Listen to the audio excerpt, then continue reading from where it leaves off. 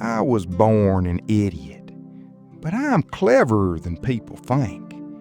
I can think things okay, but when I have to say them or write them down, sometimes they come out all wrong. My mom named me Forrest. My daddy died just after I was born, when a big box of bananas fell on him. I don't like bananas much because of that. Just banana cake. Growing up, the other children laughed and ran away from me. But one girl, Jeannie Curran, didn't run. She walked home with me and was so nice. I went to an idiot school because I was different. But when I was 16, I was bigger and heavier than all the other boys. One day, Coach Failer stopped his car, asked my name, and got me out of that school. He took me and Mom to the high school and made me practice putting on my football suit 20 times. At school, a nice teacher named Miss Henderson taught me to read, and I saw Jeannie in the cafe. She was beautiful. Some boys chased me on the football field, and I ran fast. Coach Feller saw me and gave me the ball in practice. It took 8 boys to pull me down. In our first game, I scored 3 times, and everyone liked me. But then I tried to take Jeannie to the cinema to see Bonnie and Clyde. I laughed too loud, and when I tried to pull Jeannie up from her seat, I accidentally ripped her dress open. She screamed, and the police took me in. Luckily, a university offered me a football scholarship, and the police said, "Just get out of town." So Mom packed my suitcase, and away I went. At the university, Coach Bryant yelled, "Last man to the practice field gets a ride on my shoe." My room was dirty, and my roommate Curtis was strong and always angry. On the field, I ran the wrong way at first, so Coach Bryant taught me to catch. I told him they never taught me to catch in high school. One day, I helped Curtis change a car wheel. He asked how an idiot knew how to do that. And I said, "Maybe I am an idiot, but I am not stupid." He got mad, so I moved to another room. We won our first game, and Mom cried with happiness when I phoned. That night, I met Bubba playing his harmonica. I asked to try it and played immediately. Bubba was so excited, he gave me the harmonica to keep. The next afternoon, Jeannie found me. She wasn't angry about the cinema and invited me to hear her sing at the student center. On Friday, I listened to Jeannie's group and suddenly started playing my harmonica with them. Jeannie laughed and sang along. The crowd loved it, and she paid me $25 every Friday to play. The only other big thing was the Orange Bowl game. We were losing 28-7, but Coach Bryant told me to run like a wild animal. I caught the ball and scored, making it 28-21. But our kicker made a mistake, and we lost. Soon, I had to leave university because I wasn't clever enough for the lessons. Bubba walked me to the bus. Back in Mobile, Mama was crying because a letter came saying I had to go in the Army. The Army people shouted louder than anyone. At Fort Benning, the cook was ill, so they made me cook. I used a big metal boiler because the pots were too small, throwing in tomatoes, rice, apples, and potatoes. But the boiler blew up and covered us in food. After a year, we went to Vietnam. One night, the ground blew up around our shower hole, and there was blood everywhere. Then we flew in helicopters to help soldiers in the jungle. It was terrible, with helicopters on fire. But in the jungle, I found Bubba. He told me Jenny had joined a group against the war. We were in a valley between two hills. The enemy shot at us, and Bones was killed. Dole was barely alive, so I carried him on my shoulders. I saw enemy soldiers in the grass and ran screaming, which frightened them away. I wrote to Mom and Jeannie, but got no reply. Bubba and I planned to start a shrimp business after the war. Then it rained for 2 months. In a rice field, we were ambushed. I ran to the trees, but Bubba was hurt. I carried another hurt soldier to safety first and ran back for Bubba. He had 2 bullets in his stomach. He asked me to play the harmonica. I played as bullets flew. He whispered, "Home," and died.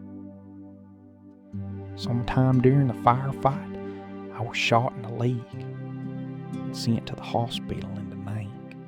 My leg got better in 2 months.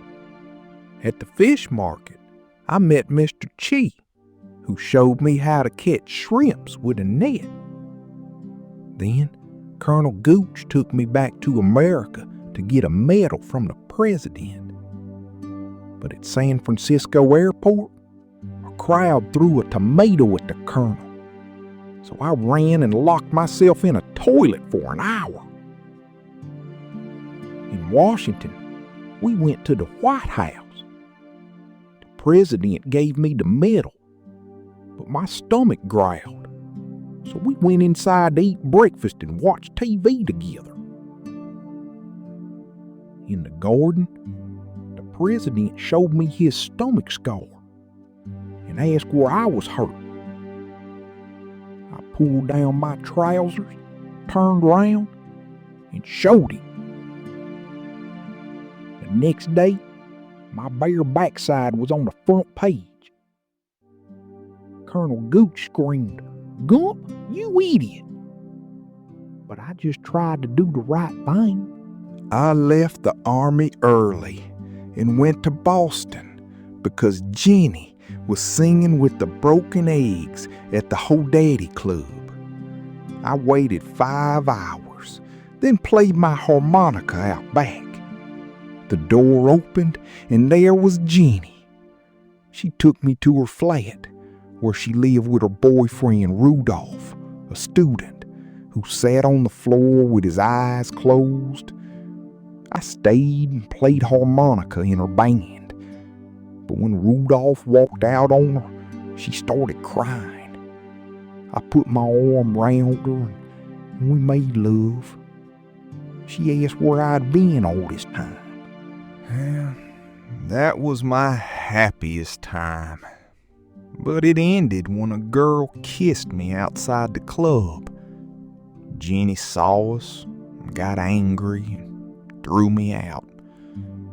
She went to Washington to protest the war, so I followed. I found her after she got out of prison. She asked me to wear my army clothes, throw my medal away with other soldiers. I threw it, but it hit an important man. They put me in prison, then an idiot hospital, and then NASA. They sent me into space with a woman and an ape named Sue. We crashed in the jungle and lived there for 4 years. Sue and I became good friends, and a man named Big Sam taught me chess. Back in America, I found Jenny in Indianapolis, working at the Tempera factory. We cried and hugged, and she told me to wait in the bar. While waiting, I won money arm wrestling, making $200 a week. A man named Mike got me into pro wrestling. I won lots of money. But then I did something dishonest. I bet all my money on myself to win a fight that Mike told me to lose, and I lost. When I got back, Jenny was gone. She left a letter saying she loved me, but wanted an ordinary life with a family. For the first time, I knew I was a real idiot. And on my way to Mobile, I stopped in Nashville and met Mr. Tribble playing chess against himself. I showed him a move, we played, and it took me an hour to win. He took me to a tournament in Los Angeles. Before it, Mr. Felder hired me for a movie with Raquel Welch, but her dress came off by mistake, and we ran into the trees where we found Sue the ape. At the Beverly Hills chess final, I played Honest Ivan. He was winning, but Sue jumped onto the chess table. Honest Ivan fell off his chair, and everyone ran screaming. We escaped, and Mr. Tribble gave me $5,000. He told me to take Sue to Alabama and start my shrimp business. Sue and I went to Bayou La Batre. I told Bubba's daddy about our plan, and we got a boat. The first night, we caught hundreds of shrimps. A year later, Mom, Mr. Tribble, Curtis, and Bubba's daddy worked for me, and we had $30,000. I went to Jenny's mom's house in Mobile and learned Jenny had married 2 years ago. Part of me died, but I knew she did what she had to do because I'm an idiot. I worked harder, making $75,000 the next year. I was tired, so Mr. Tribble told me to take a holiday. I took Sue and bought a ticket for Savannah. In Savannah, I played my harmonica in the park for money. One afternoon, a little boy watched me, and standing near him was Jenny. She smiled and said nobody played like me. She was living there with her husband, Donald. Then she looked at the boy and said, "His name is Forrest. He's your son, Forrest." I was shocked, but she said, "He's not an idiot, Forrest. He's really clever." The boy gave me a hug, and Jenny kissed me, saying, "Idiots? Who isn't an idiot?" Then they walked away. I phoned Mr. Tribble and told him to give my money to Mama, Bubba's daddy, Jenny, and little Forrest. I wanted to put things right, but I knew it was better for him not to have an idiot for a father. An idiot? Yes. But most of the time, I just try to do the right thing.